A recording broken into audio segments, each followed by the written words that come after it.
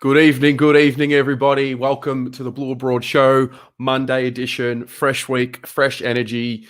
No disappointment over the weekend from watching the boys play.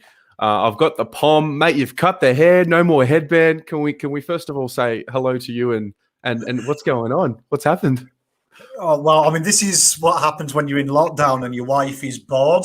And I let her go to town, and this was the style she came up with. So as you can see, look, it's kind of Dustin Martin, but it's kind of Pom. Mate, I'm all about it. You know me. I love a nice short back and sides. I've grown. I don't know. I'm digging the growth at the moment. I'm just going with it and seeing what happens.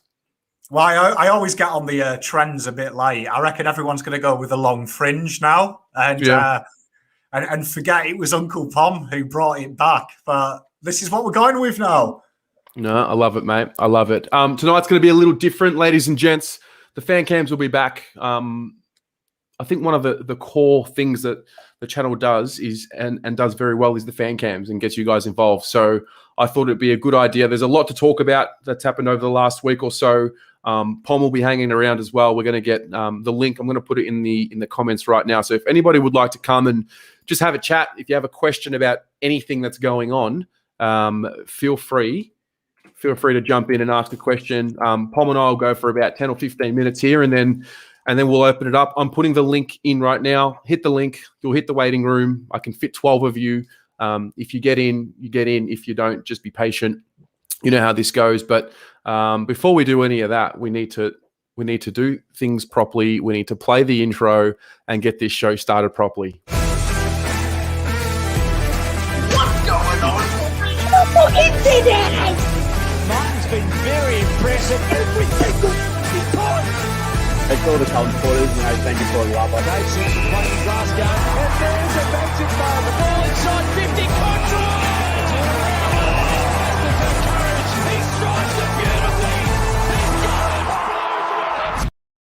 All right. Pom, don't know if you know this news. No, I think you do. But I'm going to put all the members on the bottom of the channel, and then I've got the first bit of news for the evening. So first of all, thanks to everybody who is a paid up member of the channel. It is a voluntary thing. It's essentially a donation to the channel, and you allow things like the Guernsey giveaways to happen every week during the season.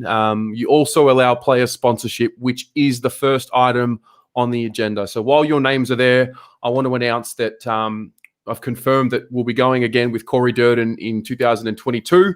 So we've locked that in. And I'm really excited to announce that we'll be sponsoring our very first AFLW player. Now, her name is Charlotte Wilson, and I could not believe she was available when I saw it. Pom, when I first watched her play, I had Jacob Wiedering vibes about how she defended. I couldn't believe she was available, but so we're going to sponsor them both. I want to thank everybody who is a member. Even if you just watch the videos, that allows the revenue to grow, and it allows us to reinvest back into the club. So, Pom, a little word on Charlotte Wilson. Oh, well, we love Charlotte Wilson, don't we? I mean, she is a lock down back, isn't she? So, I mean, we've gone both ends of the ground now. We've got Durden, our little animal in the forward line, and now we've got Lottie Wilson, our little animal down the back as well. So we've got both ends covered of the ground. We just need a midfielder, don't we, to complete the collection? Yeah, absolutely. Yeah, I thought I don't know what happened. I'm not sure what the intricacies of the sponsorships are and how she became available, because usually it's the draftees. But yeah, I remember a couple of seasons ago she was really solid. Probably wasn't as good or at her best the season that just passed. But yeah, you back her in. She's going to be great this season coming up. Oh, she's going to be huge for us. And I mean, I've got a sneaky feeling. Let's go early. It could be a dual count and flag year, I reckon, 2022. You're already looking ahead, mate. Mate, I've 2021 never happened. Honestly, this last 3 months doesn't count in my eyes. Okay. Now, very excited about that, and that's probably the final piece of the sponsorship. I always pictured having obviously one of the men and one of the women as a player sponsor. So we'll look to do that every year until they retire. That's the idea. We should sponsor a member of the staff. You can still do that, can't you? A staff sponsorship. Well, you just don't know if they're going to be left, mate. They seem to be coming and going every so often. That could be that could be the curse, though. The Blue Abroad curse. We sponsor you, you get fired. No. Eventually, there will be another Guernsey in the background here. So Corey will be signing a match-worn Guernsey as part of that sponsorship. So we'll have, his signature on a Guernsey up in the studio, which is coming along nicely. You'll see this little swivel. Oh, yeah, little upgrade there as well. So again, thank you very much to everyone who contributes. And look, let's get right into it. Pom, where do we start? Let's start with Cain Liddle. So those of you watching at home, what was your reaction? We were confirmed that Cain would be departing as CEO. What was your reaction? And you guys in the audience, I'll get some of your comments up on the screen. I did a big fuck off shoey. I don't know if I do. No, I thought it was inevitable. And I thought it was handled well. They kept it under wraps. I think it was the worst kept secret. It was the first time, I think, for a long time the media didn't cotton on to anything. And I've got a sneaky suspicion we'll do a POM conspiracy theory. If you remember, I was speaking to a good friend of mine who works at Melbourne Football Club, and we were texting that evening when, there was this weird article. Carlton had evidently started doing business with Collingwood.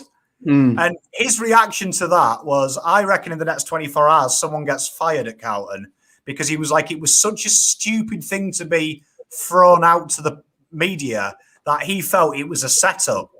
And the next day it was. So POM's conspiracy, Sayers said he was going to get rid of the leaker, and the last known leak, and then someone got fired. I'm not saying it's fact, but I'm saying if you like a QAnon rumor, there's a Carlton rumor for you. Yeah. I mean, it's tough. He's obviously done a very good job in a lot of areas. Obviously financially and with sponsorships and whatnot. It's also very hard to comment on because we really don't know what goes on the inside, and that's just a reality. We have, certain bits of information that come out through the mainstream or whatever get leaked, and then what we try and do is understand what's going on, and we put the pieces all together. But to be honest with you, we go back a few weeks ago on the show, we played the clip of Luke Sayers' first interview as president, press conference, I should say. Cain Liddle had never looked like that, and now it's making me think, did he know from back then that he'd be gone? Because now you've got the rumors swirling about Brian Cook. I don't know what is true about all of that, but do you think he already knew? And if he did, why didn't we just announce it back then? Like, why is it being dragged out? Well, you see, that's what I think. I think it was alluded to because there was that great moment of the press conference, probably my favourite moment of 2021, where the question was asked to Cain Liddle, and he actually looks at Luke Sayers, and he reminds me of my son going, "Please, can I answer that, sir?" I enjoyed that. And I was like, if you go back and watch the Bolton press conference when he was fired, Cain Liddle interrupted Mark Lagoudichet a few times and took over the questioning. So it was a total culture shift in that way. Sayers also dropped, I thought, interest in 24 hours after that press conference. No one's job is safe. I can't guarantee that. And I thought that was interesting. Whether it was preordained, no, but I do know Luke Sayers has said himself the leaker was one of his main aims. And I do think it's funny that it's been alluded to that Cain Liddle has been the leaker by the press and by the fan base and by the greater good. Doesn't surprise me. And let's see what happens now. I mean, Brian Cook, he's esteemed, isn't he? He's been part of two fairly big dynasties. You're talking about a man that knows how to butter some bread and then some. And we know as well from Geelong's that he's always backing his coaching in the boardroom and in all other powers. So that we know whoever the coach is going to have a big guy on his side. So huge acquisition if you get Cook. Yep, absolutely. Why don't we bring in someone and see what they have to say about it? I'm going to bring in Chris Beach, who's first off the rank here. Yes, where is he? Mr. Beach, good evening. Gentlemen, how are we? We are well, mate. We're well. We're talking about Cain Liddle. I guess we've put you on the spot, but what was your reaction to this? Not surprised. I generally wasn't surprised by this. Sooner or later, something was going to have to change. I was actually quite surprised it happened that quickly. But, here we are. He was on the coaching panel. He's now no longer there. What's the next move, guys? I mean, if the Brian Cook rumours are true, I'm so keen. I mean, if we can't get Clarko and we can't get Ross Lyon, I think Brian Cook is as big of an acquisition as any other coach out there, apart from those two big ones. He's proven he's something else. Yeah, he is. Yeah, he's come for he's finished his stint at Geelong, and that he's had success there. If we can land him, it's going to be great. But if we miss him, oh boy, I don't want to be thinking about that. But yeah, it's there. Yeah, Pom, what do you reckon? Well, I think it's exactly as Chris says. I think it's huge. I do think it's worth noting that what is important to me throughout this whole process is the club hasn't fueled the rumours. So we're getting excited about Cook, but that is a pure fabrication of the media at this stage. The club has neither confirmed, denied, or said that that's their primary target. It's just assumed. And I think that's what's really interesting in this new wave. We're not fueling the rumours. We're letting the media do their work. And you can see they're getting frustrated now because they're just throwing darts. I mean, that Friday was the best fun I've had in the car because I was told that Don Pike had signed. I was told Ross was back on the equation, and I was told Voss was imminent. And all three journals had gone with it. And it's because we're not fueling it. And that's what I am really excited about, is that they're doing – a strong club doesn't talk in the media. It just does. And you look at Manchester United, you look at Real Madrid, these are the most talked about teams in the world. 90% of it's always wrong, though, because they don't talk. Yeah, spot on. Beachy, any specific questions or anything on your mind, mate? Apart from everything? Well, pardon me for being a bit serious here, gentlemen, but have you got any thoughts on a potential EGM? Yeah, in terms of in what context? Do you want it to happen? Do you not want it to happen? I do not want it to happen. No, I think the destabilization is not what we need right now. I think a lot has changed on the board already. Yep. You vote one way or the other. You have an opinion one way or the other. My opinion is I don't want one. No, fair enough. Fair enough. I just thought I'd ask that because there seems to be a lot of swirling rumours around, whether they're true or not. I want to see what happens. Yeah. Pom? Oh, I'd rather have dinner with my mother-in-law, to be honest, and that's the last thing I want to do. I cannot see the practicality of it at all. I mean, at the moment, the EGM, I'll translate the EGM for the masses. We want an EGM so we can have a vote on if we're happy with what's going on. But if we are happy, we'll walk away. But if not, we'll launch a spill. But we don't have anyone involved for the spill. But we've also got John Hollingsworth, who is that spilled. It's actually on my bedroom floor. It's so spilled. So for me, it's a complete distraction. You listen to Paul the Courier at Collingwood. He was specifically Swoop Luke show where he said that part of their interview process was a nightmare because it was played out in the press. There was going to be a spill of the board and they had to spend a good half hour to an hour telling new applicants this was bollocks and they're a United Football Club. I think it's the worst time to have it because we are 2 years away from this club imploding if this rebuild fails. So why waste 6, 8, 12 weeks of our time for basically a willy waving contest? Not for me at all. Get behind the club, get behind Sayers and do your duty. We talk about democratic right. Democratic right is supporting leadership as well and going into the next century. And this is important. This is do or die this next 2 years. It's not time to play toy soldiers. No, I understand that completely. I just thought, let's just find out what happens with this because I'm just trying to keep my eye on it. But at the same time, I want the right people in it at the right time. No, I think, mate, I think it's a great question. I mean, it's relevant. This is what's really happening. We're not going to shy away from it. I think also, just because whether you agree with it or not, I think what the beauty of the situation is, I mean, the club have no one to blame but themselves. My hope is that the noise around it and the noise in general around the unrest is the kick in the ass that the club needs to say, fuck, we really need to pull our fingers out here, because if we don't, there will be carnage, serious carnage. So, Absolutely. you know, it's hard because what we all really need is to beat Richmond round 1, but that's not happening until at least March. You know, we really need to just start winning games of football and playing finals and you know, succeeding on the field. And I think everything goes away once that starts happening. But because it hasn't happened for so long, hey, fans have the option to hold the club to account in various ways. And there are ways to do it. You can have discussions online like this. You unpack things. You can, you know, get signatures together if that's your go. But at the end of the day, whatever has happened, the club have nobody to blame but themselves for me. No, I'm with you. I'm with you completely, guys. With you. Yeah. Good on you, Beachy. Good to speak to you, mate. Likewise, boys. Yeah. Love you, Beach. Let's get another fan favourite in. Kira. Oh, hello. Hey guys, how are ya? We're great. How are you? Good. Before I get into my questions, I need to mention Liam Stocker's live on Twitch and Blue Abroad did get a mention. What did he say? Does he watch? Does he like her? Everyone was in the comments like Blue Abroad, and then he said he doesn't watch it, but he has met Terry and he knows of Terry. So, Well, yeah, I know of him, and I hope he gets the number 3, low key. True.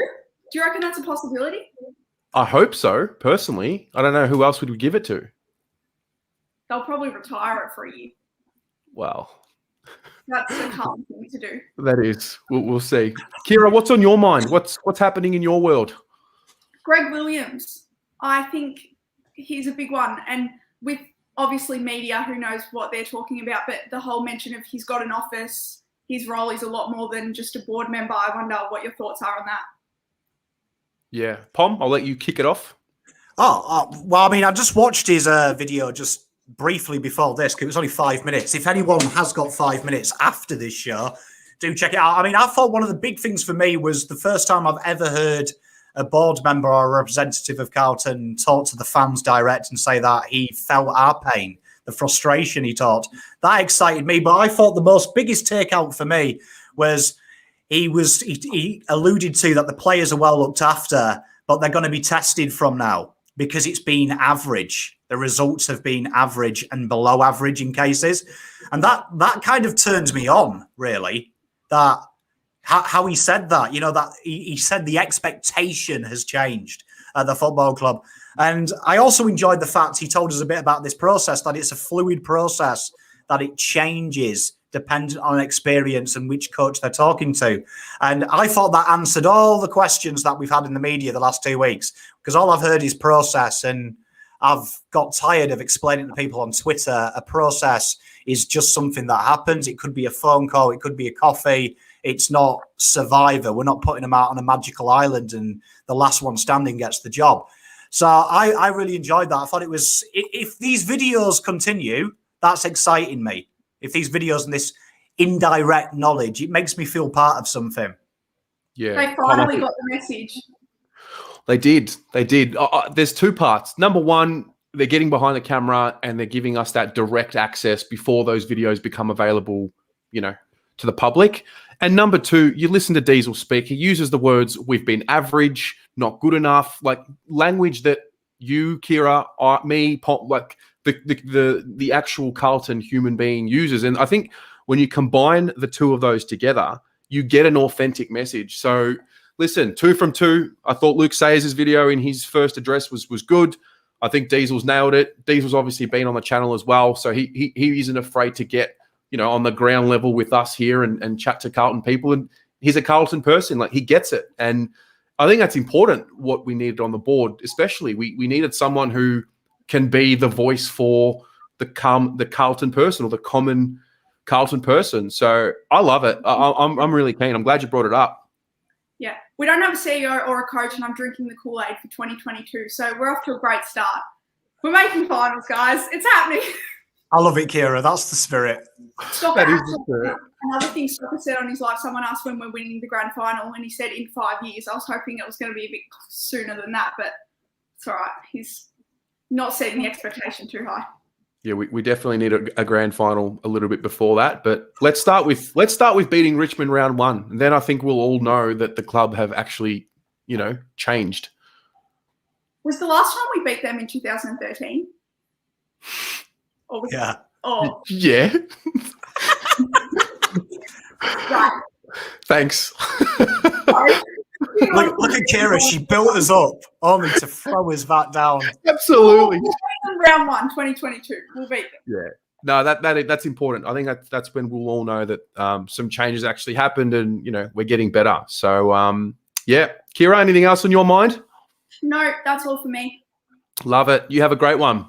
You too. Thanks for having me on. See ya. Josh. Oh, hello. Hey, mate. How are we going? Great. The hair is looking sensational. Oh, yeah, thank you. What's happening? What's on your mind?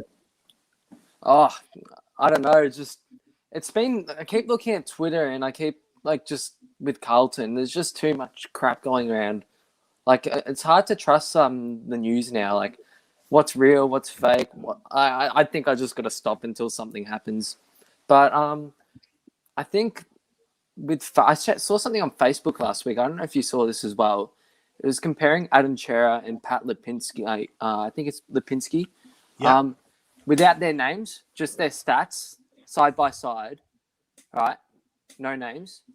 And they're pretty similar. And by stats, it seems. So, and we wouldn't have to pay half the money for Chera.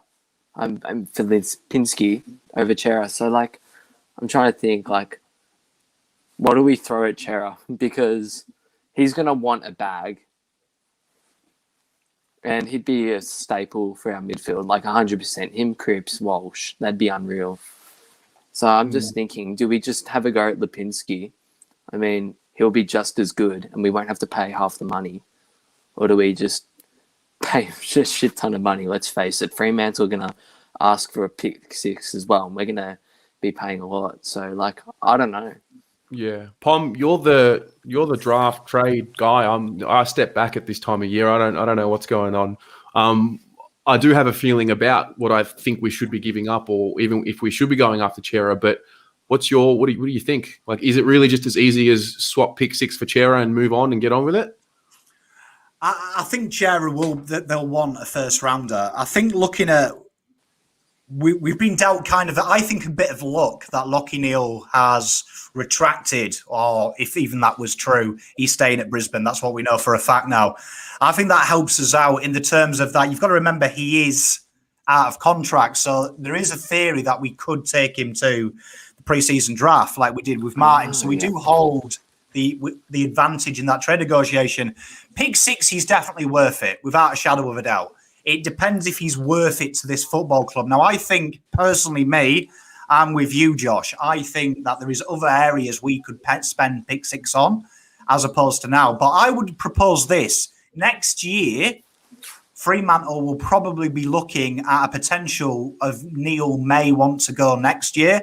And that is what kind of the statement has. If you read into Neil's statement, at this stage, they're happy in Brisbane. I reckon that may change next year once the bubba's born and things change. So a future first potentially will be something Carlton look at, which allows us then to attack the draft. Because around that part, pick 6, which will probably become 8 to 10, there'll be a lot of players that Carlton could take that are AFL ready now in that mould. But to answer your question about Lipinski, he's a real good footballer. He looks like he's guaranteed to go to Collingwood. He's the talk of the town at the moment. That's what I've read. But, I mean, he's definitely someone that has spent a lot of time on the wing and at half forward, where Chera has that option to go on the ball. So I think that's what Carlton will probably be looking at. They probably do require a bit of class. Whether he is instant, his tackling is my concern with Chera. That's my only concern. But he's a very good footballer and he's worth a pick 6. It's just, is he worth a pick 6 to Carlton is the question that I would put out there to people. Yeah. I think also the salary. I mean, my rule of thumb is whatever I see in the mainstream, I always take off $100,000 from it. So it's been reported that it's $750. So let's just say there's a deal out there for him for $650 a year. Straight away, maybe I'm just damaged, but these contracts for players that haven't done anything in the league yet Yeah, that's right. really what have hurt us, in my opinion. And I'm just worried. But you can't let the past, make you miss an opportunity for the future. And is Chera a good player? Yeah, he's a good player. He is. My mentality is, let's look within. Let's get Samo right. Let's get Setterfield right. Let's get Dow right. Let's we've got them there. We just haven't been able to develop them. So back what we've got, because the players that we've got, I think, are good enough, but they just need the right environment to bring it out of them. That's, maybe it's just too simplistic of a view, but I really genuinely, in my heart of hearts, believe the talent and what we need is all there already. It just frustrates me, especially with Setterfield. Like last year, he looked so good, and then what do we do this year? We play him in a completely different position. We ruined him. Like, he was looking solid, and same with Petreski-Seaton. Like, he is so classy. He's got such a good kick and everything, but like playing him in the wrong position, it's ruined his confidence. Like, now that the coaching staff and all that, like, we're going to get new coaches and all that. And, like, with Diesel coming in, I'm sure they'll 100% find the right guy. But, like, what's the point of, like, they have great years and then we just stuff them? There's no point.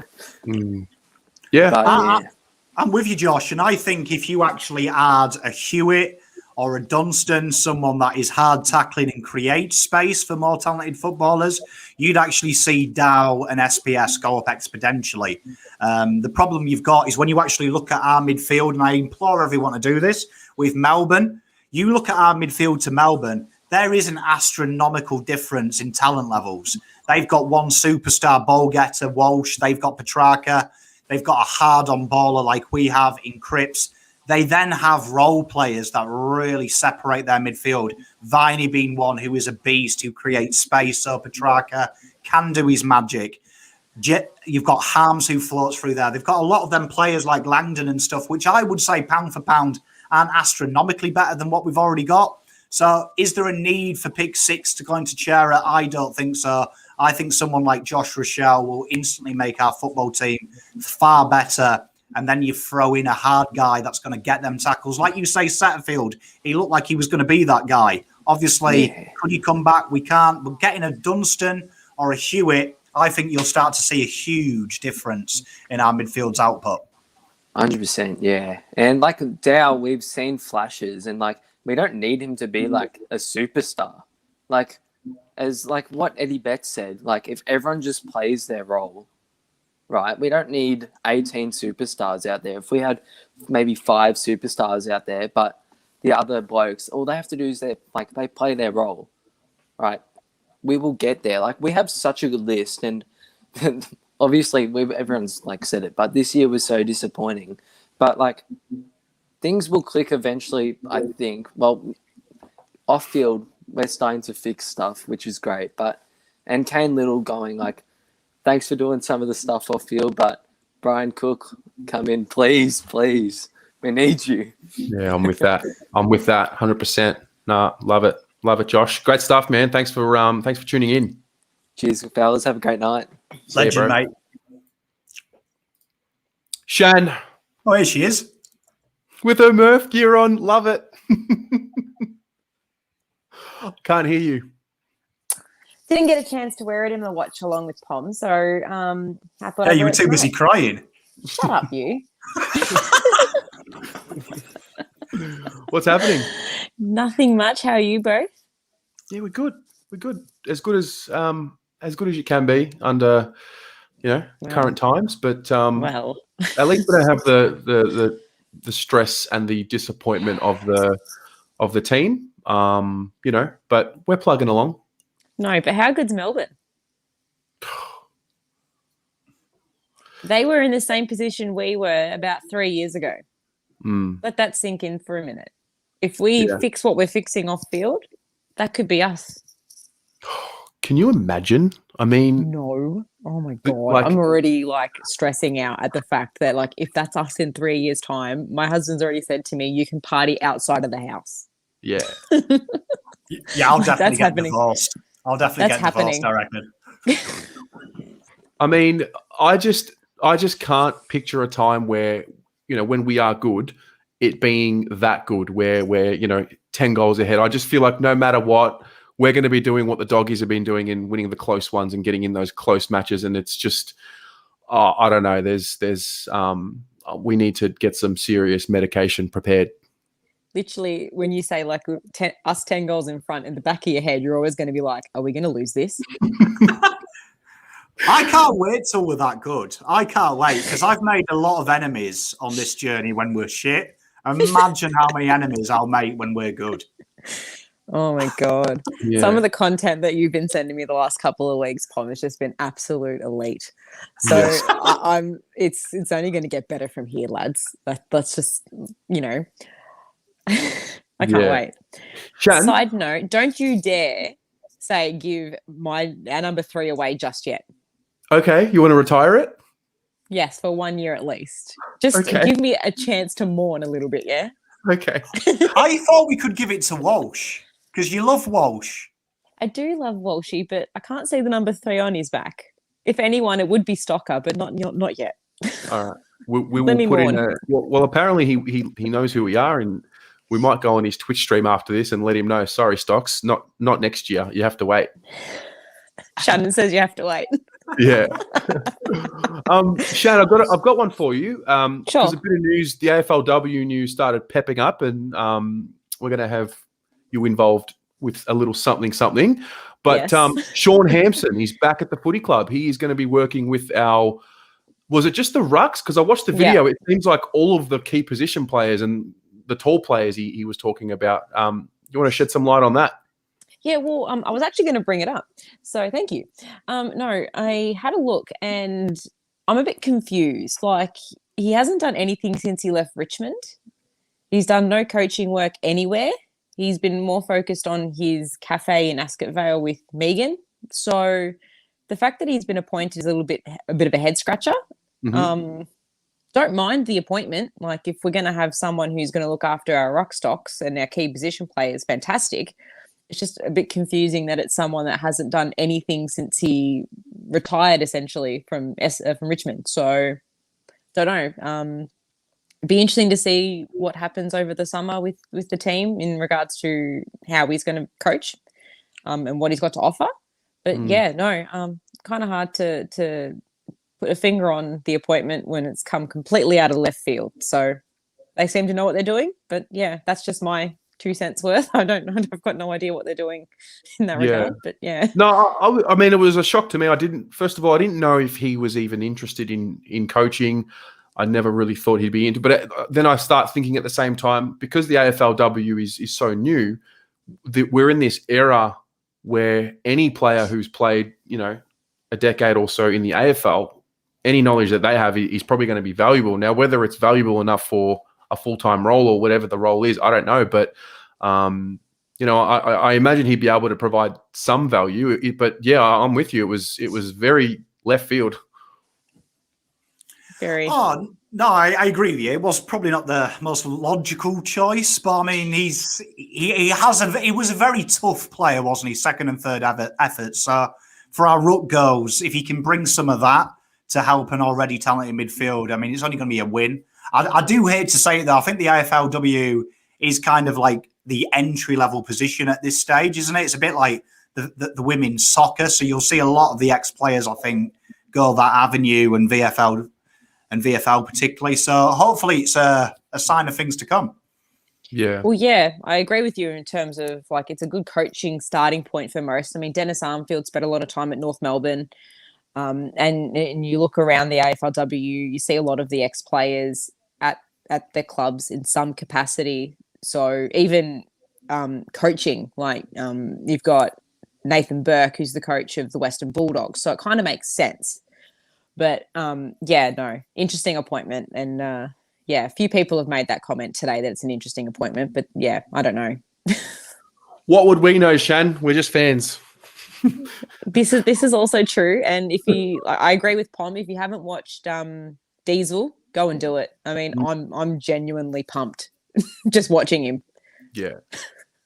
like I said, it's the language. He sounds is. like me. He sounds like it sounds like something I would say, and and I'm sure it has been said internally, but to hear it publicly to the fans you can't underestimate what that does for us, getting on board and uniting and getting together and being unified in the message.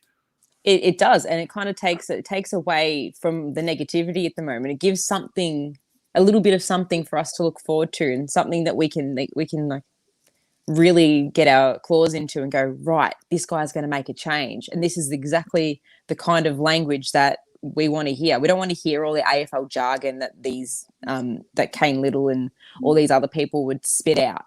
It's genuine human to human, decent conversation that he's having, and he's looking straight down the barrel and telling us how it is. So commend him and bring it on. No, love it, Shan. Thanks for joining. I like this Monday night fan cams. I think we're going to continue with it. I like it. Yeah, it's good. Well, I'll be here every week then. All right. See you, Shan. Good night, lads. I love Shan. Me too. We've got a debutante, Wayne. Oh, g'day, fellas. Hey, oh, Pommy, legend, mate. Oh, thank nice to finally get to speak with you a little bit. I'm a bit nervous. I'm a simple fella, you see. I'm just no, that's all right, mate. No stress at all. Yeah. My old man's watching on my 65-inch TV in the other room. It's funny. Anyway, getting down to business. I'll try and be as straightforward and simple as I can. I'll keep it quick. I managed to talk to Charlie Curnow in the stands I think it was the Essendon game when Cunningham did his ACL. Melbourne game. I was actually in the Legends Lounge, and the atmosphere there felt very empty, even though we'd won. I think everyone was just glad that it was over. I think it was more of a negative atmosphere. I was hoping it wasn't. People are still cheering. I tried to cheer. Like, we did have a big cheer at the end, which was kind of nice. But I think it's still like that small amount of melancholy was still there at that specific point. I think with Cunningham, I just wanted to bring up his injury because, you remember when Murph did his foot and he was in that moon boot forever and then he came back and he wasn't, he never really, I was getting really excited for Cunningham, and I really hope that, we've had all of these injuries, and do you guys think that our training regimen is I feel like our training regimen is insufficient, compared to the other teams. I was my old man and I were gobsmacked when we were watching the Melbourne game the other day, and I was so, I was like, why can't we do this? I'll be satisfied next year if we can play 4 years of footy. So anyway, getting back to the Cunningham question. Sorry, yeah. So hopefully comes back. Yeah, I think with the injury regime, it's so hard to really know. We watch them every week. We have opinions. We try and connect the dots. The beauty and the curse of being a fan is you don't know. You just you hope that you leave something that's not in your control, and you hope that it's been done right. Did we have too many injuries this year? Probably. Were they avoidable? Is there injury prevention techniques that we could be using? Who knows? But the reality is the injury list this year was shocking. It really was. We never really got, even like a 6-week block with our, best 22. That seems like a pipe dream at the moment, So it's tough. It's frustrating, but it's tough. I just feel like I'm so glad for you guys. I'm extremely grateful, and I thank you on behalf of my father and I that you have provided us with so much more content to enjoy, because it's just been a blast, and I'll do whatever I can to support once in a while. I'm a simple guy. I'm a simple cleaner job. That's all I got. So yeah. That's the beauty of this. We're all normal people. Everyone's human. Yeah, mate, that's exactly right. It's I not just- about what job you have. It's about being a human being, and in this case, it's about being a Carlton person. Certainly is. Yeah, awesome. Well, we're all a massive family, so we really do appreciate you, Wayne. We Yeah, really do appreciate you coming on.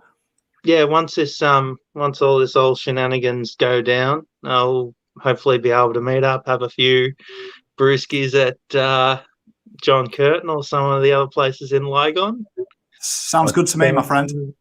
I think that's the move. Absolutely. We might need to do some Blue Abroad events because we have many overdue Yeah. beers to have with a lot of people. So I just want to give a quick shout out to one of my dad's friends. He passed away. He was really good, Dennis. He was a farrier for Melbourne Showgrounds.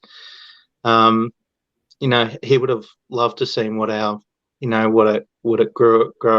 what Carlton's, current process is. I think he'd be proud, and I think I hope that we can get more socialising in so that we can band together and beat out all the buggers that want to bring us down, because that's all it is. That's all the media wants to do.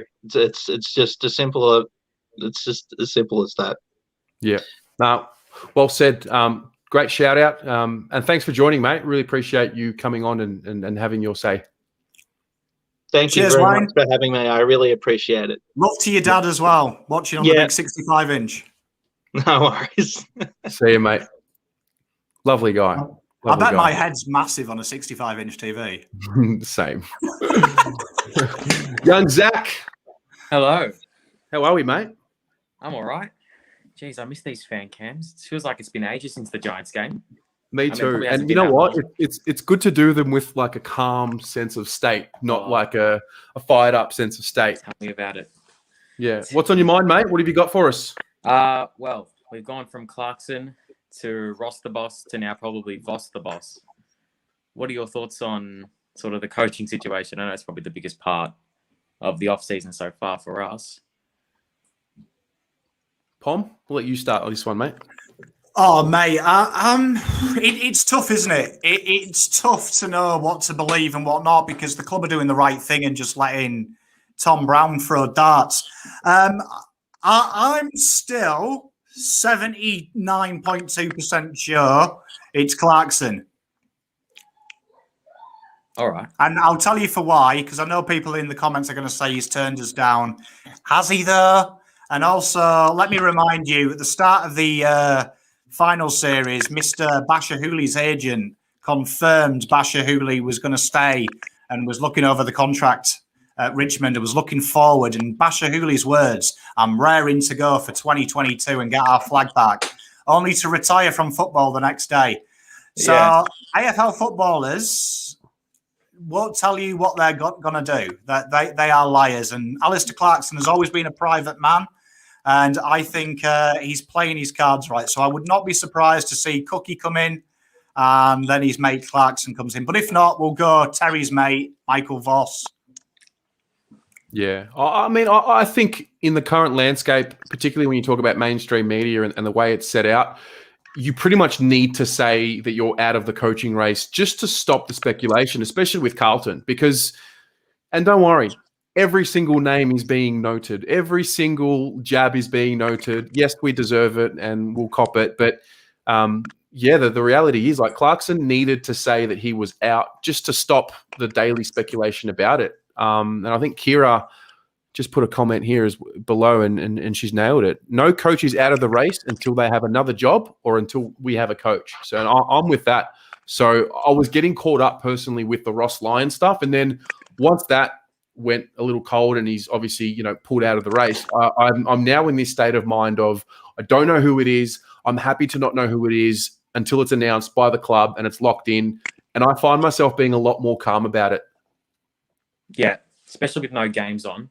Yeah. There's no like looming thing, oh, David T's going to lose his job. There's nothing. It's just calm. But yeah. Who do you want? Oh, honestly, anyone at this point. I just want a coach. Someone would be great. Someone experienced, obviously. But yeah. Someone would be great. Especially when there's a few quiet news days. Like, not much is happening. It feels a bit suspicious. Like, there's got to be something going on. Yeah. No, Spot on. Great stuff, mate. Well said. Thank you. Cheers, Zach. Legend. You have a good one, mate. See ya. All right. Let's go to Dubai because we've got the man himself. Hello, sir. Hello, guys. Good to be on. Pommy, I love the haircut, man. I got to tell you that. It's because the wife has gone hard on this one, so I'm still 50-50 on it, but someone in the comments says I look like Beaker from Sesame Street. What a piss take. But it's a good look. Loving the show, boys. Loving the show. Just I've been listening in and listening to all the different comments. I wanted to just mention something regarding the EGM, and I know it's a topic of for and against, and I seen Diesel's video today, and I thought that was very impressive, to be honest. I think, and I've got a personal relationship with him, you guys know. So he's very passionate about the Blues, and I just want to see what you guys think. I mean, I know you were saying that you think it might create destabilization, but I don't think it's a bad thing, personally. After hearing what Vince says and stuff, I just want to put it out there, just say that he's not. I think if you look at what he's been doing, and obviously we're privy, myself and Rocco, with what he's talking about, but he's kept the same line. He's just saying, okay, I want you guys to be accountable. And that's all I wanted to say, just in that way, just have a different perspective. It's not about being for or against, but that it actually might be a good thing to make people accountable, especially with the Constitution stuff. I think that was pretty bad. I think to remove that wouldn't be a bad thing, I think. I don't know what you guys think. So I just wanted to put it out there. Love the show, guys. Yeah. No, I mean, it's interesting. I mean, I thought it was a little too soon to make a decision on those constitutional amendments, and I think it's a good thing that they ended up delaying that, and now it's going to be in like July when we vote on those. So we've got more than enough time to get the information that we need and to get educated on that. I think I said it before, like whether you're for it or against it, at the end of the day, Vince and the movement, whatever you want to call it, what it's done is it's rattled cages. And to be fair, so it should have, whether it goes through or not, like whether I agree with it or not, cages have been rattled and some serious noise has been made from a fan point of view. And that will be a good thing because it's positive. Everyone needs to pull their finger out. Everyone. So, it doesn't matter whether I agree with it or not. What matters is we win round one next year and we play finals footy, I think the other thing is that we have at least, a culture change, with all these changes, like what you're saying is if that's helped with, cascading to the change and we're having real change, then I think we're all for it because we're sick of being mediocre. Yeah. I just want to see what Pommy says. That's all. So on that. Oh, on the EGM. When my wife pisses me off, I don't have an EGM to tell her that she's pissed me off. I have this thing called a voice. For me, if you're masquerading that we need an EGM to have a voice, I would say that you're a lunatic, to be nicely. Look at Manchester United, look at Liverpool. These are big clubs, bigger clubs than Carlton will ever be, because there's a finance involved that is someone's pocket. If the fans can have a voice there without going to the boardroom and cause a dramatic change in the Super League, and it's hard to put in perspective in Australia what the Super League was, but the European Super League would have made players multi-billionaires, would have made the club multi-billionaires, would have made more money than you'll ever see in the traditional avenues of football. But they managed to stop that through the power of their voice and letting the clubs know that this expectation wasn't good. And that got through to 5 of the 6 chairmen there are foreigners. They don't understand the game on an intrinsic level. Please don't say the EGM is anything other than it is an attempt at a leadership spill. It's not. Yeah, I'm telling you now, all the people watching here, you have power in your voice. Your voice can be heard by the club and they hear it and they choose not to hear it. But the thing has changed because you're starting to talk sense. You're not getting on Twitter and ranting. You're getting out and saying real things. I want wins. And the club are responding to that. As Terry says, July, if you don't like the constitutional amendments, vote it. We don't know what Luke says he's going to do in the terms of breaking that EGM up, in the terms of are we going to be able to vote on the things. But it was originally about the constitution amendments. Now it's become something else. And hopefully my people, the Carlton people, are intelligent enough to be able to see through blurred lines. And that's all I'll say on the matter, really. Okay. No problem. It's a great discussion. I love it. It is. It's a great discussion. No, I see your point of view. I mean, we as long as there's change, and I think that's what Terry was saying. And my question is, Rash, my question quickly to you. If Carlton signed Clarkson and Cook, would you say that the right thing to do is to remove the petition for an EGM and let the club do what they're doing? That's that's almost like a trump. That's like the ace of hearts, that one there. That's a difficult question. The thing is, it's like you do the hire, but has the cleaning been done in the background? So we might be getting the same for the same, if that makes sense. So look, in general, if we've got Clarkson and Cook, that's great. We'd all be happy. But the question is, behind the scenes, and we don't know exactly what's happening, but it looks like with Diesel and stuff, things are happening and changing. But unless we have real change, and I said it in the episode 60 with Terry, that we need to have real change. And it has to have real change, not just masking and PR. And we all know about PR and marketing and how that can create a great picture. I don't know. You've put me in a tough question. I think I've answered it like a politician, Paul. Yeah. The hard part is when it comes to change and proving if it's real change or surface change, as was quoted today. Well, you don't know because you've got to go through the season. You've got to see if the wins are going to come. I think there's a beauty in us waiting now until July for these constitutional amendments, because what happens if one of them is about Luke Sayers, term extending. If we're winning games of football, we get to the bye when this AGM is coming and we're 8-4, whatever. I'm pretty confident people are going to vote for those changes to go through when it comes to his term. But if we're losing again, then they won't. And there's a beauty in that we get to see some football before we vote on these constitutional changes. My only thing is the winning going to surface over the cracks, right? So even if my point is, let's look at it long term. If there's long-term change and it looks like things are happening, so I'm not against that at all. But my point is that if you're having long-term change, and I think the key word here is culture, right? It's about the culture, the way they treat their people, the way their standards is at high. So what today Diesel was saying is like, we're not going to stick for this mediocre. This is what we're talking about. So this is good. If that's consistent and it's followed through, kudos. Yeah, I'm pretty happy with what I'm seeing so far. It's still very early days, but I like that the media aren't playing out our process. We're playing it out. We got Diesel's voice on there. I think everyone agreed there were too many people on the board who were not football people. So we've addressed that. Half the board has changed. Now, whether or not there's an argument to be made, well, did we vote the new people in or not? Whatever. Okay. That's another discussion. But he's definitely got some great foot. He's got footy IQ that more than anyone else. Seriously, I think I think you've dealt with him a lot more closer than probably anyone in the audience. Yeah. So it's interesting, but it's a good question. Appreciate it, mate. Always a pleasure, boys. Keep doing great work. Thank you, brother. You have a good one.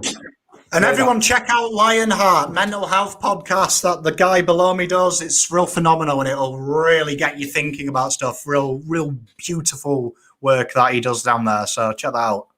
Thanks, guys. Much appreciated. Mate. All right. Tell you what, people are throwing me on the spot, aren't they, with Rebellion today? Well, welcome to Showbiz, baby, when you go live. We've got a Manchester United fan in the boo-boo. Look at him. How are you, lads? What's going on, brother? Not much, man. Not much. Loving the show, boys. What a year. Obviously. Oh, sorry, Mum. I'm literally on live TV. I got my daughter behind me. So, boys, just watching the show. Love the show. Love Diesel's quick video. It was amazing. Just reading on the free agents, and obviously we got the delistings. Irving Mosquito just got delisted like a couple of hours ago, so that was a surprise. I was just reading here. So we got Kennedy, McDonald, Cottrell, Gibbons, Honey, Kempt, Newman, Nunes, O'Brien, Owies, Parks, Petrevsky, Seaton, and Ramsey and Silvani. So I don't know. Out of the five, probably Silvani will probably stay. Parks will probably get a contract. Ramsey should get another one. Obviously, he hasn't played yet. Nunes is going to be tough. I'm not sure. Newman should definitely get a contract. Kempt, obviously. Honey, Gibbons, and Matt Kennedy, but I don't know about McDonald. So I just wanted to get your take on it. Yeah, I'm not really keen to lose any of them off the top of my head. I'm really keen on what I've said and really consistent. Like, let's look within. We've got a list that's good. We might need to add it, like George Hewitt, for example. I'd love to land him. A few more pieces like that. I'm not really big on the big fish right now. I think we've got plenty of them and we paid plenty of them already. But I think, like people have brought up Nunes. There's no issue with me having a guy like him on your list. You know what you're going to get. You know he's going to work hard and all of that. I'm really keen on sticking together and sticking fat with everyone that we've got right now and fixing the development and fixing everything inside. I think it's all there. Yeah. Oh, as I said, the youngsters are sprouting very nicely. We got Kemp, man. He's just played a couple of games. Hopefully, you should see him next year a lot more. And then Honey's impressed me as well. So, mate, as I said, the talent's there. It's just whether or not we've put him in the right place. Yeah. Yeah, Tom, we've got the marbles. We've definitely got the marbles there. I mean, when you look at that out of contract list, I mean, you would guess that I'd say Cottrell definitely goes. I would say he's probably one of them that goes. I mean, the Nunes argument's a great one, isn't it? Because he's, like Terry says, you need them players on there that give you 6 out of 10. Because if you can get a kid to be better than Nunes, you're winning.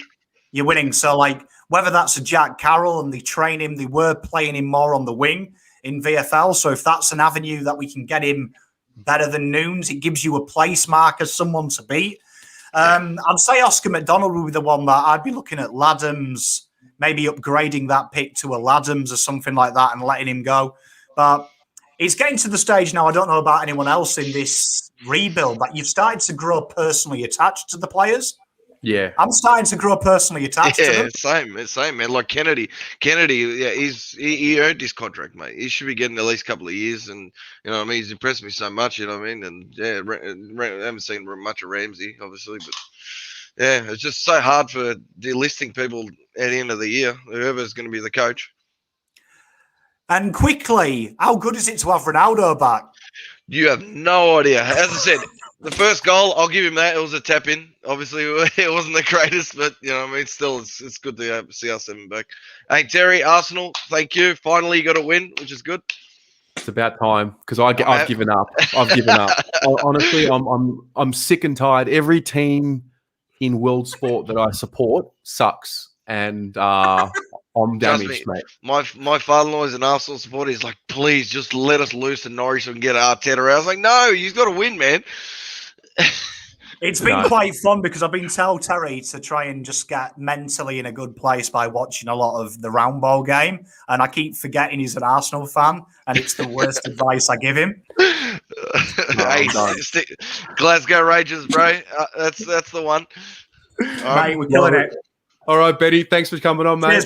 Cheers, man. Catch you, boys. Hey, have a data on you again, Terry. Cheers, bro. All right, and we have got young Kano. Kano, mate, welcome back to the Blue Abroad YouTube channel, mate. Good to see you. Good. How are you guys going? Good, mate. We're well. What's on your mind? I see things, but actually, I want to show you guys something first, something special. Hopefully, Shannon's still watching, but as you know, I've collected the footy cards, and I've got a few special cards to show you. So, wow. Mark Murphy, when he hit the winning goal with Freo. Love it. Good day. And then I've got the Mark Murphy final game when he gets chat off. Oh, wow. So, yeah, just thought I'd show them because, yeah, big, massive Murphy fan and like you and Shannon and all that. So, yeah. No, appreciate it, mate. That's a good little collection. I like how you've got that that last Murph card. They've made it pretty quickly. And did you open that in a pack or did you buy that individually? I bought it individually on the there's a select website, Yeah. they got one on there, and they got Eddie Betts as well, so which is pretty good. Yeah, that's cool. Though, love man. it. You want to keep Love them it. because they'll be worth something in the future as well. Yeah, definitely. Yeah. Yeah. Okay. Well, so I've got two things to discuss. So we'll start with Adam Chera. Because I've been hearing rumors about Chera maybe waiting to see about Melbourne, how they go. Do you guys think if Melbourne win the grand final, do you think that might change Chera's decision to go to them for success? It's a tough one. I mean, because Richmond as well have come in for him again this morning. That's the reports as well in the Age. They're saying Richmond have matched Carlton's amount of money. Now, whether they'll part with the players required because there's players involved. And that seems to be my concern. People are saying pick six will get it done. All the newspaper reports are saying a first rounder and a player. So I think that's a really interesting avenue. So for me, if it's a first rounder this year, it should be a no for Carlton because I think they can use it. The Melbourne story I think is quite interesting because they've said a future first and a player. The player's thought to have been Luke Jackson, which I can't see Melbourne doing. If they do, that's list suicide. James Harms has been thrown around though, which makes more sense. So if Carlton can maybe do a deal like that, I don't mind doing it. But if it's a first rounder for me, with like Terry says, 750k as well, that could be 650, 700, who knows? I think it's a lot of money when you've got Sam Walsh to recommit, players like that, and it's disjointed. We can't keep going out and buying. That's my question to the fans. Stop spending the money. Stop buying success. Why can't we cultivate our success? And it can be quite easy when you look at Ollie Wines at Port, you look at Jack Viney at Melbourne, what they do for their youngsters that creates the space. It can be as simple as that. And that's a Hewitt for free. So, interesting question, though. I mean, he's a good player, Chera, but not for me, really. Yeah. What was your other question, Kano? I was just going to say, with Melbourne, because I went to the game just on Friday night, and I just really loved the way Melbourne play, and I really think that they played exactly how Richmond played in their first premiership just recently. And even when the ball wasn't around, let's say the back line, the players in the back line, they were really structuring up pretty well, and they were always being leaders. So I thought that was pretty good as well. Stood out to me. Yeah. No, they had very much, they had Richmond vibes when Richmond finally clicked. I think it's a good call. Yeah. Yeah. Love it. Love it, Kano. Well, good to see you again, mate. You take care of yourself. You too. Take care, me. No Love worries, you, mate. Kano. Yeah. All right. We've got one Love more. Kano. One of the OGs. He is one of the OGs. We've got one more. Jad. Hey boys. No, It's been a while. just relax. No anger. I love fan cams when there's no stress, mate. This Look is at Jad. great. Jad looks like he's about to go out to the party. Hey, There you go. Nah, oi, to be honest, I got sick of wearing the same jumper on fan cam, so I actually got changed. Okay. Hey, I like it. It's quality control. That's it. Give the people something different. It's been a while, boys. How are we? Everyone's good? Personal lives all good? Healthy, happy? I'm still married, so that's a win. Yeah. It's yeah, going all right. Tez? Let's talk about the football, mate. Let's do it. Oh no. All right, yeah, boys. Just want to start off on Sayers. He kind of strikes me as a really sort of a free spirit in a sense of he comes across to me as more of an entrepreneur type. So like when he did that conference and the media smashing him, his performance, and I just think it's part of the of how raw he is in terms of he's not a corporate shill as what we're kind of used to. Tommy's laughing at the word shill. He's been called a shill lately. Yeah. So I think the way he's doing things, I think he deserves a shot. He deserves a chance, and maybe on the outside the things that he's doing are coming across as harsh. But you know what? Fuck that. I don't care. Go in there, do what you want to do it how you want it, because we've done it the corporate way. Like MLG gave us nothing, guys. For years, he gave us absolutely donuts. So let's let him do it his way. Whoever, let him do it his way. Be a bit more ruthless. We all want old Carlton back in that ruthless sort of mold. So yeah, what do you think about that? Yeah, mate, I'm with you. I mean, there's a few things about him that I like already, and that's that his willingness to step into the modern world. He's been interviewed on podcasts and with, not even talking about Carlton, it's good to hear him talk about what he's interested in and what makes him tick. And, that he was asked questions about what his daily routine are, like little things like that. You'd be surprised with fans, like with me, like I want to know what this person's about before I can make a decision as to whether I trust them or not. And the fact that he's willing to step into that modern age, no one's asking these executives to step on a camera every week, but every now and again, put yourself out there. Let us know a little bit about who you are. I like what I've seen so far. And to be frank, if he really has read the riot act at the club and people have got in their feelings about it, well, fuck off. You're not meant to be there. This is enough. Like, we've been nice for 5 years and look at where it got us, mate. Like, I'm serious. Like, I hope he's ripped through everyone. I fucking hope so, because it's like it's done now. Like, we need to fix it. I'm 100%, man, and I think it's evident that he has read the riot act. Like, only go far back and look at that conference with Liddle. He knew he was gone that day. He looked like a corpse, man. The color was gone from his face. And mate, and this is what we need. I feel that's what we need. I'm not giving him a pass mark because I've done things like this before. I don't want to drink the Kool-Aid too much, but time will tell. But I like the change of approach. And what I'm loving is the media flipping out over how the club's conducting itself. Apparently, Waitley and Healy have said, it doesn't even matter if they land Clarkson or Cook. The way they've handled themselves is disgraceful. Like, get fucked. What? We can't win? What do you want us to do? What do you want us to do? It's just shitting me because I'm starting to see it affect the opinions of Carlton supporters. Like, maybe I'm with you. If you do some research on Luke Sayers' business career as well, I implore people to do it. There's some things he's gone through some tough times.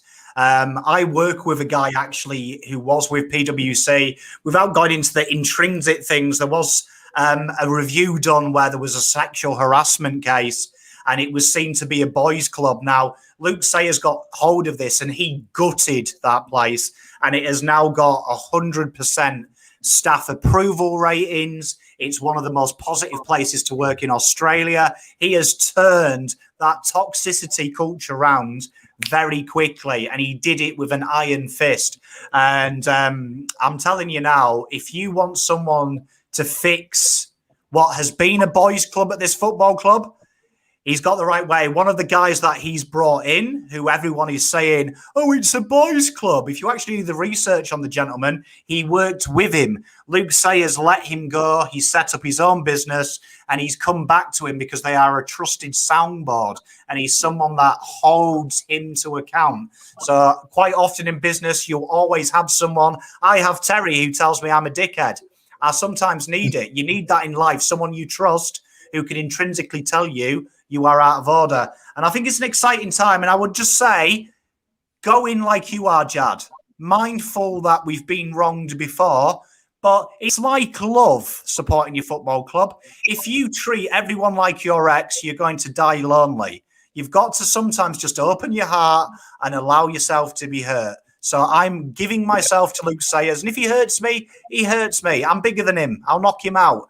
But I trust him this time. And that's all we can do. Because at the moment, like you say, he's gutting the place. And everyone hated Liddle, but Liddle. Yeah, man. And exactly.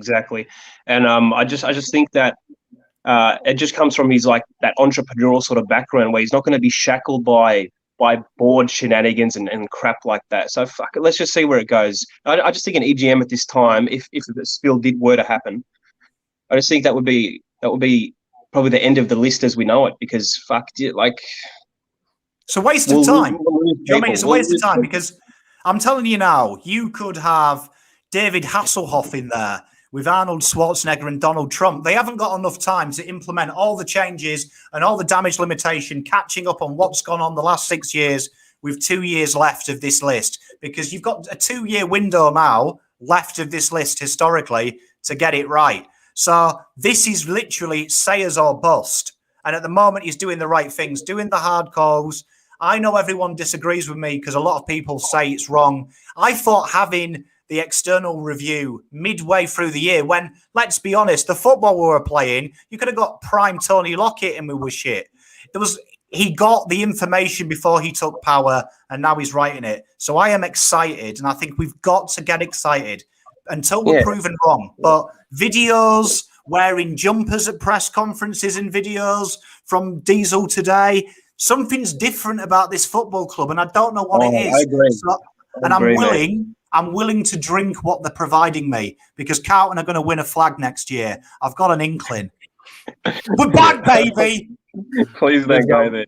There's another point you made as well, and it's important, and it's really important for everyone watching. Like the headlines come out, people screenshot them, send them to their mates, and all of a sudden they say, "Oh, I'm hearing that Don Pike's going to be announced tomorrow." It's like, no, you're not. You read it online. You didn't hear anything. No one told.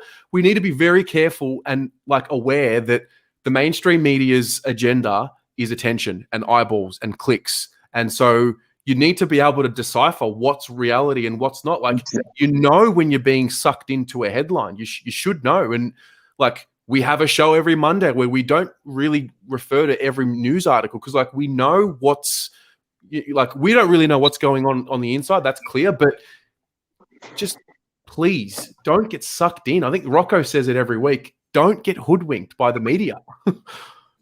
Exactly. And guys, to fellow Carlton people watching this, if you want to find the hypocrisy, you can find it in 2 clicks. Why is it okay for Collingwood to run a process for their coaching board, but not us? Why is everything that we do wrong? And I personally think Sayers, I think he's laughing his ass off at Icon Park at how the media is reacting. I actually think he's having a ball, because it's not what they say it is, and it never is. That's their job at the end of the day. Just be careful with what you want to believe. I love I love that I'm watching them all every week. Footy Classified, all of them. They're throwing darts, as Pom says. They're taking pot shots at what could be right.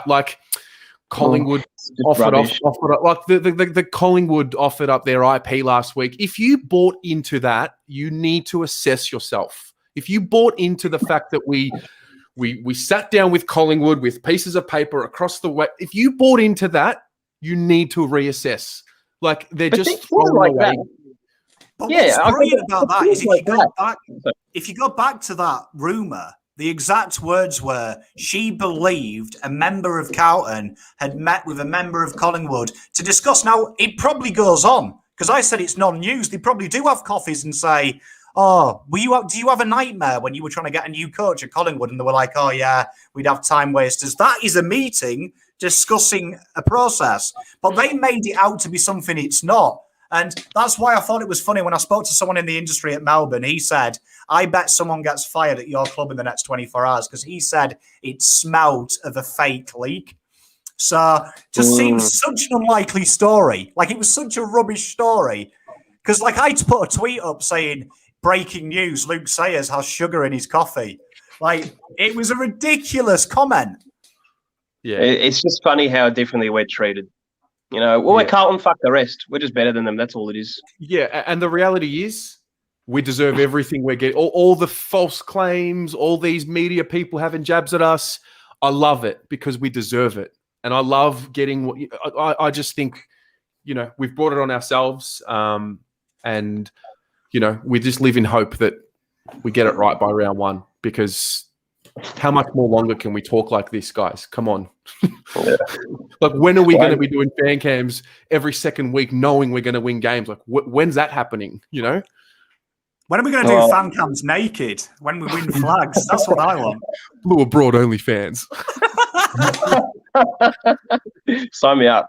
Well, as Pommy said, boys, like this is the end. This is the last window for our list to get it. Maybe like just to get the stability down and have a real crack at what they can hopefully achieve. And just a quick thing on the agents. I don't want Chera. I don't want him. And this ties into the media thing as well. Apparently, Carlton have to give up pick 6. Pick 6 is a starting point for Carlton to get Chera. Like, what are you on? He's when you're out of contract, yeah, your market price diminishes. So why is that all of a sudden ignored? Why is that ignored now? Like, that's how because it it's is. Carlton. Fuck me, man. But I'd be on that. I just like Hewitt. I'd like a couple of shrewd additions like Hewitt. I think he'd be great. And that's it. The rest is there. Yep. Love it. I've got another one for you guys because I shared a post today on Instagram about Sam Petrevski-Seton, and it was the episode 35 preview for the Almost Blues Brothers. They're talking about Samo. Paul Sebastiani's their special guest. That'll premiere tomorrow. It was interesting. I put a poll about Sam Petrevski-Seton. Do we keep him or trade him, right? So let me just give you some data. 440 people voted for keep him and 479 voted trade. Like, it's 48%, 52% from about 900 votes. Like I was really shocked to see that. Like, people are really, like, it's split in the middle. Where do you guys sit? Pommy, you got your answer first. It's a hard one. I think for me, you look at SPS, I think if you break his game down to its raw essentials, he is a guy that at the moment has been moved around pillar to post. I think proven this year, VFL, Teague says that he is a backman. That's where they see his future, but then he played on the ball every VFL game. It's mismanagement at its highest for me. And players are, particularly players like SPS, they're natural players. They're natural players who play on instinct. You harbour their instinct out by moving them. Bad times. If Carlton keep him, the first thing the coach has got to do is come in, put his arm over SPS and build that confidence back up and play him on the ball. But I've got a feeling he goes to another club. You watch him flourish because the kid has got the skills. He just needs space. And good teams now, look at what Port do. Look at what Melbourne do. Look at what the Doggies do. Libba creates space for the Doggies midfield. Viney, Oliver creates space for the Melbourne midfield. We don't have that at our club yet. So that's my fear. SPS will go off. And I guarantee you now, his numbers will be better than Chera's numbers for Carlton if he moves to Fremantle. I think, all valid points, mate. I think it depends on the coach. In my mind, I haven't really gotten rid of anyone yet. Like, I would love to keep O'Brien. Actually, he's the one I'm most probably worried about losing. But I think it depends on the new coach. A new coach can change everything. A new coach can mean Plowman is no longer a best 22 player. A new coach is going to decide a lot of things. I think that's why we haven't seen any cuts yet. As for Samo, I think he's definitely got the talent, but I think he just needs a clear role defined. And as you said, don't throw him around pillar to post. See what he can do. I guess it just depends now where the list manager sees it. Have they given up? Have they not? I don't know. Well, it's interesting you mentioned that. Lekdog in the comments these comments have really sparked my interest. The first one's here. He says, if we move SPS on, the club has officially abandoned the rebuild. And we have no hope. And then he says, good clubs empower players' strengths, not punish them on their weaknesses. Fucking spot on. And then, I agree. And then here he says, Sauce won trades by bringing in more value than what he sent out. SPS and a pick for Chera is a net loss, and we are worse for it. Fucking spot on. End off. Mate, and that's why the video that Pommy and Paolo did just nailed it on the head. I'm sick of Austin just giving away premium picks, top dollar. Why? Why are you doing that, mate? Our entire list build was built around Sauce and how shrewd and tough he was at the negotiation table. Whenever you had to deal with Carlton under Sauce, list managers knew that they were under the thumb already before they even started negotiations with him, because he would not let us get screwed, that guy. So I'm just wary about Austin. Is he just... Because I think Austin feels like when he got to the club, the list is ready and all he has to do is add the icing. I don't think he realised that, no, mate, you actually have to add pieces that are going to help hold this up. It's not, this isn't just going to come in and fire, get rid of all that money that Sauce saved through the TPP on stars and just fill the team up with all these, talented players. I think I'm sick of him doing it. I don't want to just pay premiums anymore. Yeah, no more. fair. No, I feel you. I think we'll look, at the end of the day, he's come from the Dogs. He's built the list there, and I'll give him that kudos. I would love to know a little bit more information around what they're thinking with our list. I don't know if the club are able to give us that type of information, but I think that'd help. So we can all be sort of united on what are they thinking about the list? Is that maybe information that we're never going to really know about how they're thinking? I don't know, but I think there's something in that, Jad. Can we find out? Are we allowed to know what our thinking is going into the upcoming trade period? And do we think that we're there? Or maybe we are. Maybe they do think they're there because they're saying it's finals or bust next year. So maybe that's what they actually are thinking. We're playing finals next year, therefore we're going to give up pick 6 for Chera. I don't know. Maybe. I do think last year, though, we dodged a bullet. You look at the picks that we gave up for Saad. There's probably nothing there that we could really utilise straight away. So I understand the Saad. That seemed to come very from David Teague. If you look back through them processes, I'm doing the video with Paolo this week, and I've done a lot of research, and I've gone through it. That seemed to be very coaching-led. The Saad pick seems to be what they'd identified to take us to the next level, and it suits what Teague was playing.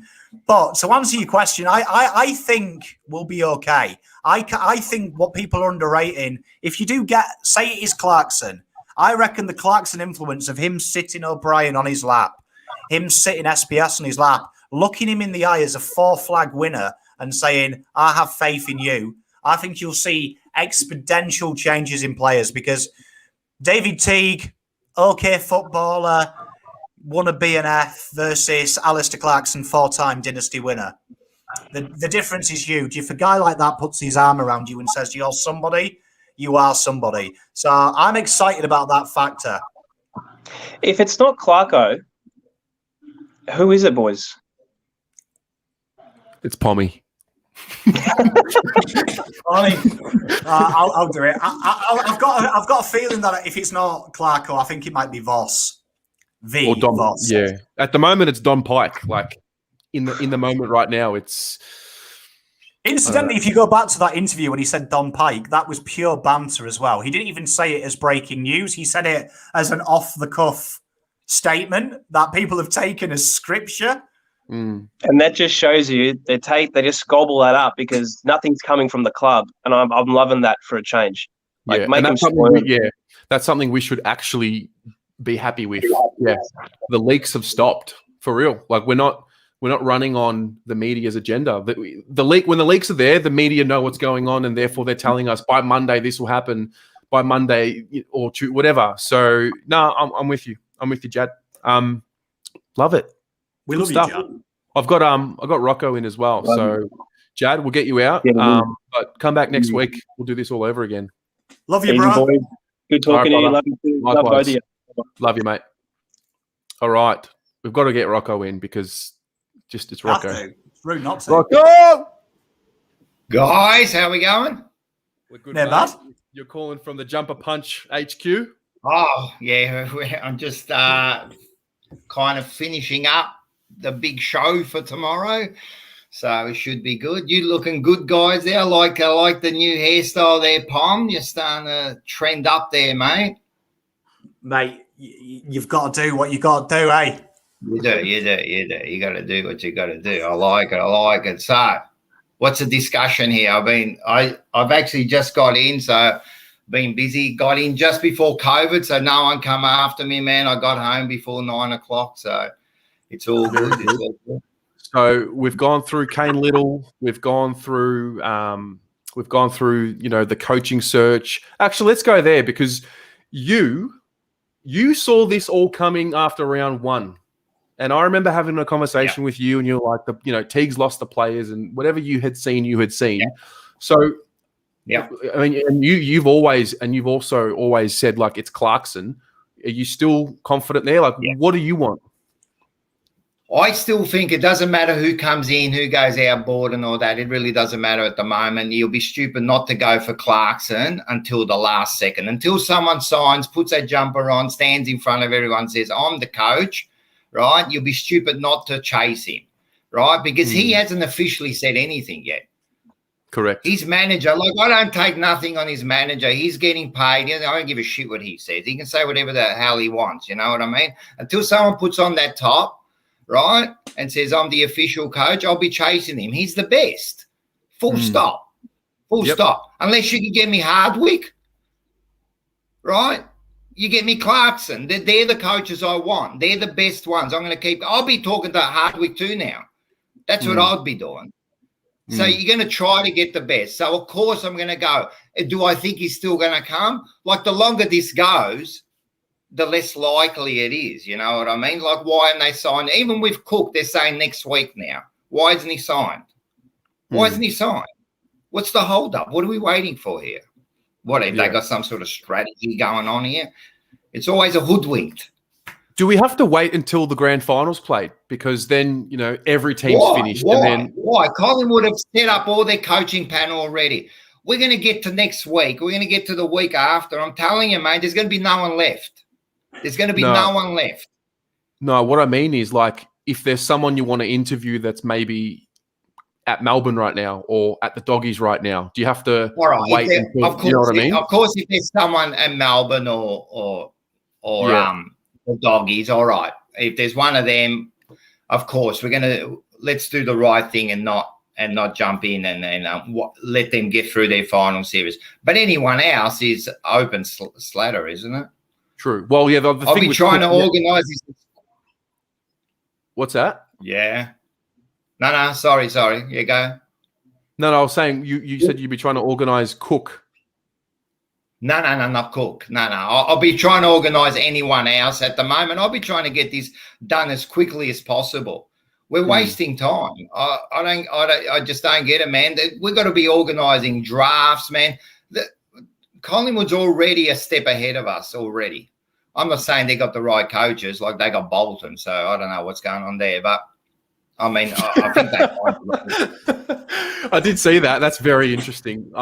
Don't worry. I've screenshotted everything Swoop Luke is sending right now, and it's gone into a folder in my phone called the Swoop Luke Credits. And he's not watching, but if any of his little followers are watching, you can let him know that I've got a folder, the Swoop Luke Credits, and it's all going to come back to him next year. I promise. God bless him. No.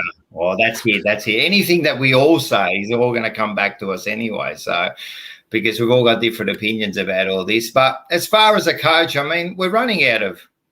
If we don't get Clarkson, I know you kind of discussed this just a second ago. If we don't get Clarkson, or you're not going to get Lyons. So if we don't get Clarkson, Scott's said he's going to the AFL now. He was probably next on the rank. They were kind of talking to him. Who's next?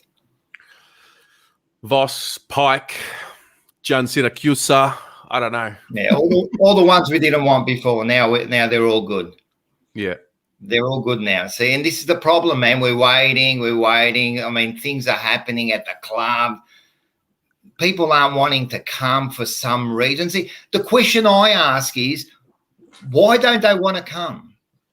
See, everyone's going on. They're not coming. Yeah, but Rocco, you don't know they don't want to come. So you're believing what the media has. That's not been no one. Well, you are too, but you're believing what the media Rocco, let me finish. No footballer in the AFL has come out and said word for word, I don't want to come to Carlton. So no one has. No footballer. No coach. No football coach has. No football coach has. Don Pike, when he no football coach says they don't want to go to any club. What are you talking about? You just said that they don't want to come. I've never heard a coach come out and say, I don't want to go to that club ever. In my 50 years, I've never heard that. Don Pike said that Collingwood wasn't the opportunity he was looking for, which is as close to I don't want to go there. But who said that about Carlton? But you're getting like Clarkson all of a sudden was in. He's not coming. No, but Ross Lyon doesn't want to come now. All of a sudden, he was in. He was on Footy Classifieds. He practically said that he's going to be there. I mean, we were all drinking the Kool-Aid after we heard that. Next was next is Scott. It's either the AFL or Cain, the AFL or Cain. That's what we're hearing. We're all hearing the same thing. It's the AFL or the Cain, yeah? Yeah, but that's from the media. That's not Now being it's confirmed AFL. by anyone at Carlton. I think Like, no- I think the beauty in all of this is what we're hearing about all these names. Like 1 week it's Voss, 1 week it's Lyon, 1 week it's Clarkson. That's the media. What is really happening is there's no appointment. So we're not being dictated to by the media, and we just got to try and, because we want to coach so badly, we're getting sucked into the headlines. Like, I'm now believing that Don Pike is going to be announced in the next couple of days, but I'm pushing it away, because I know that.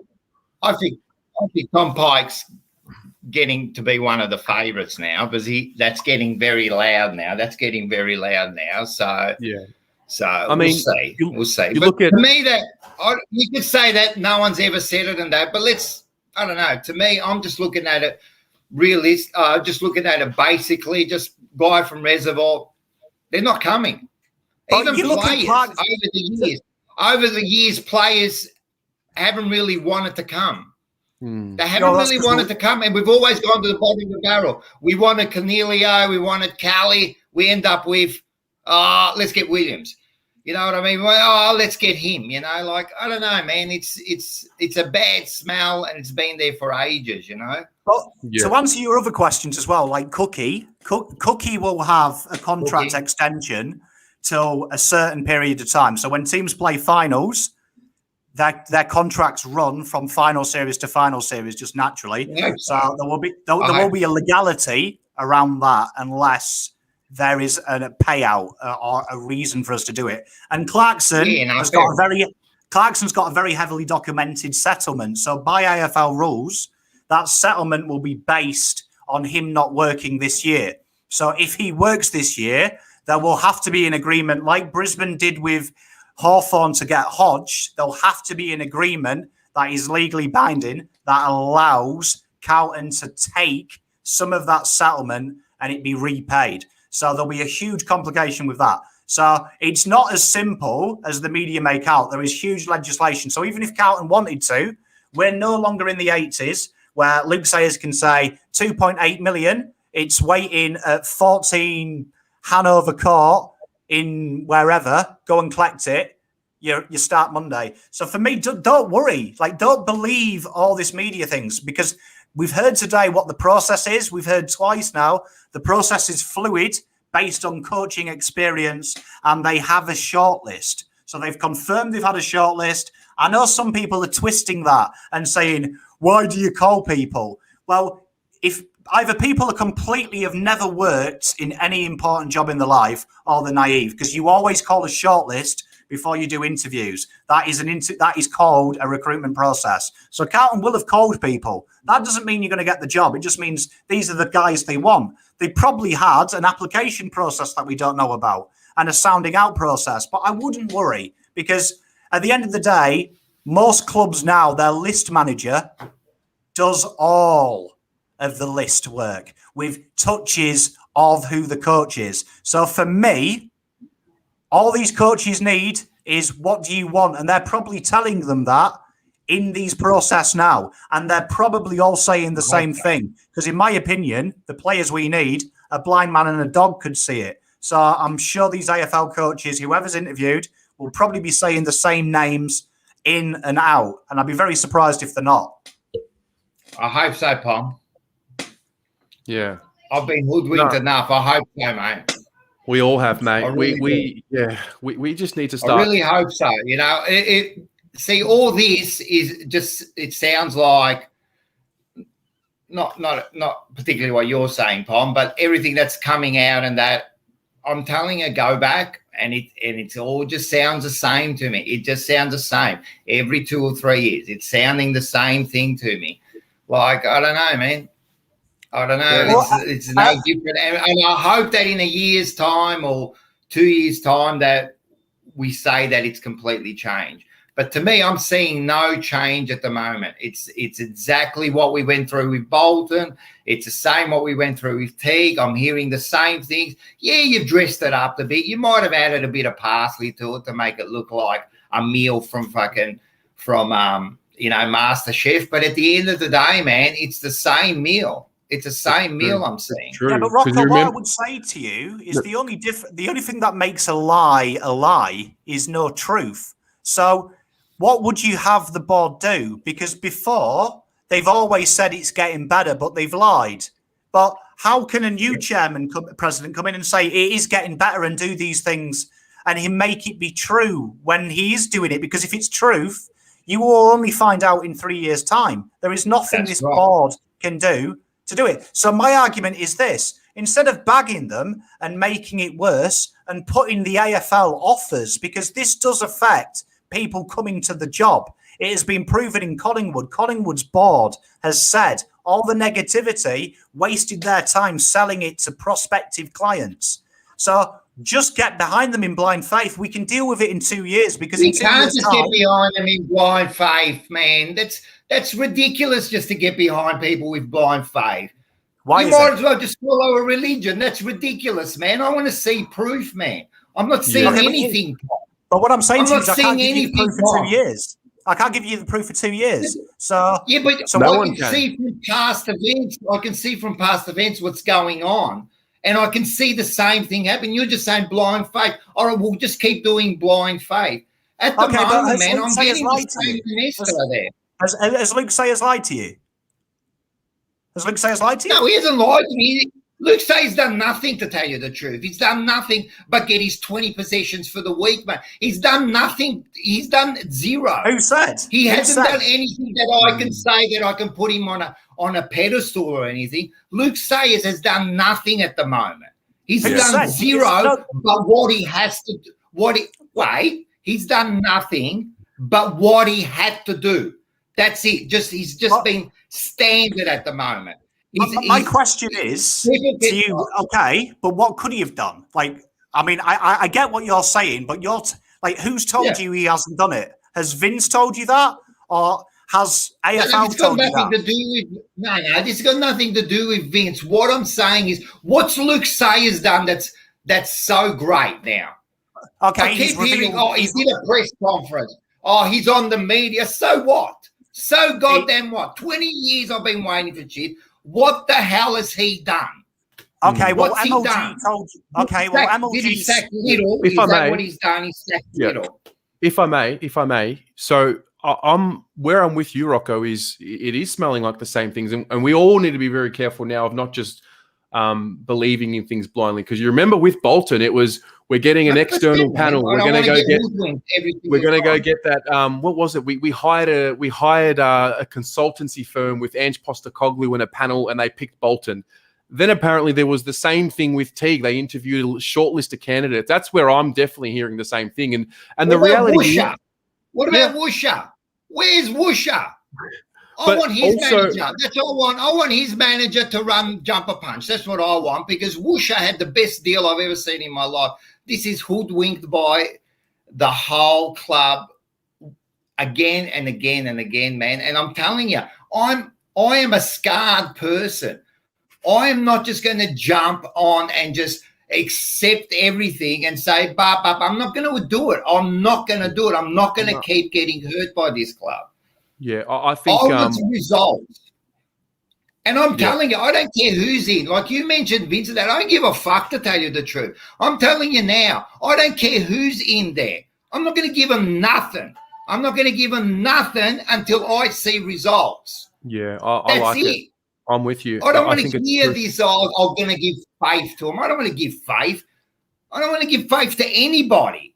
Zero. I've got 30 years left in my life. I'm lucky to see a couple of premierships, right? And I've got to give another faith, maybe. I want to see results. At the moment, he's giving me zero.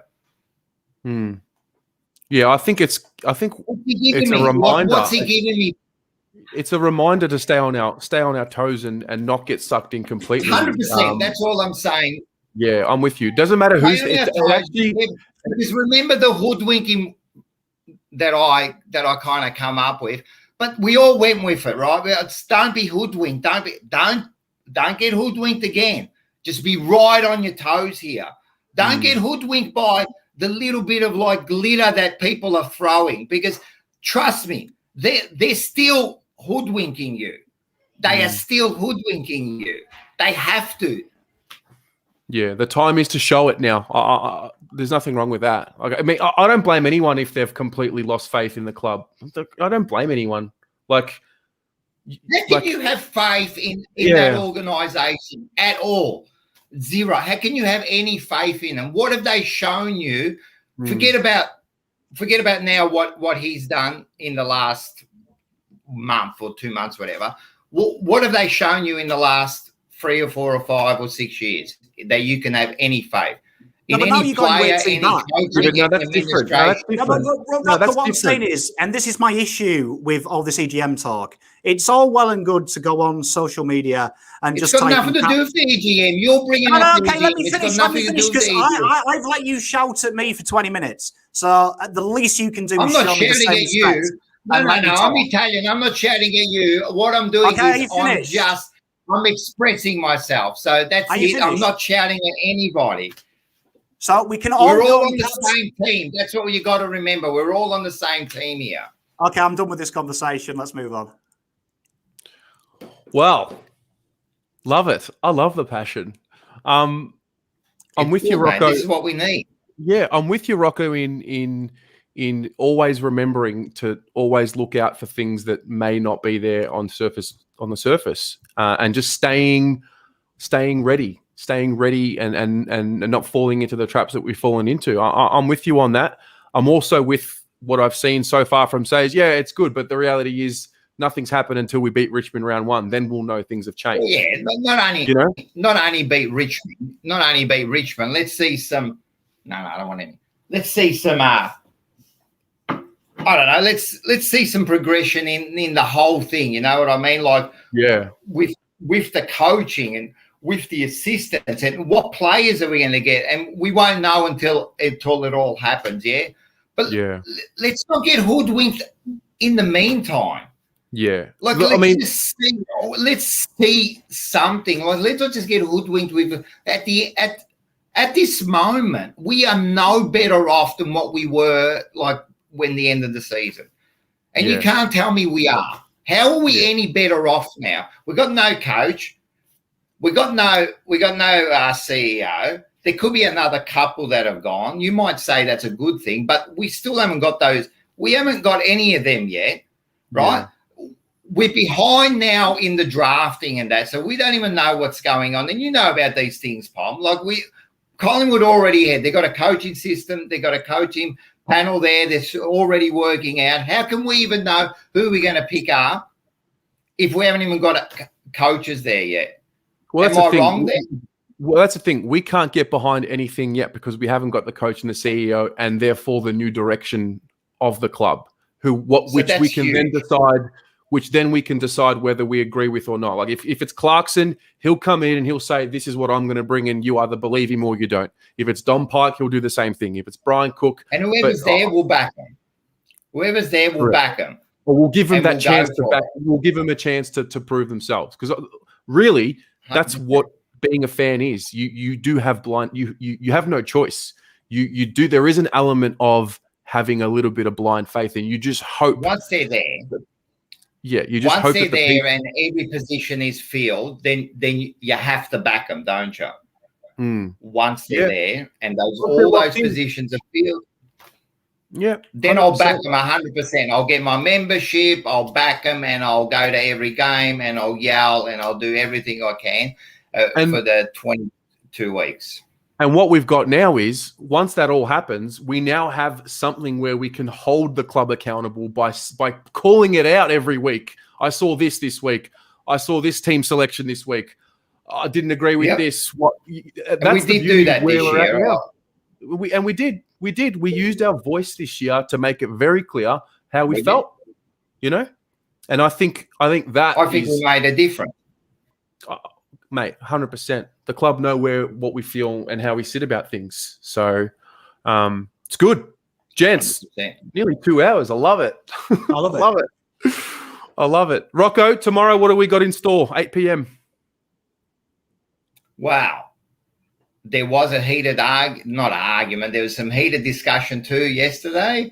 Yesterday for tomorrow. So it's tomorrow. So there's heated discussion tomorrow. We've got we've got part 2 of the quiz. It's between me and Paolo, and I'm telling you something. No, sorry, it was between the Sebastianis. I was the quiz master. And let me just say something, right? Everyone's got to tune in because there was a little bit of a dummy spit there. So that's going to be interesting, yeah. So and then so we give it to Geelong and Port Adelaide. They deserve it, and there's a couple of players there that deserve bananas, we think. So so it's a big show tomorrow, yeah. Love it. All right. Well, tomorrow morning, the Almost Blues Brothers at 6 a.m., 8 p.m. Jumper Punch. Very exciting times. The player reviews continue. And I think we will continue with Monday fan cams because I had a ball tonight. I don't know about you guys, but I had a ball. I think it gets everyone, gives everyone a chance to have their say, yeah? Yeah, 100%. 100%. Rocco, thanks for coming in at the end, mate. Appreciate it. We'll chat to you soon. No worries. All right. Take it easy, soon. mate. See you guys. See you, mate. And then before we leave, I might just play the where are we? Where is it? I might just play Willem's little clip again because it's a masterpiece. Beautiful. Come on! Spears straightens up and has delivered. Is there nothing this young man can't do? Sets it up for Charlie Curnow. To Curnow. And Charlie Curnow on one step just went bang.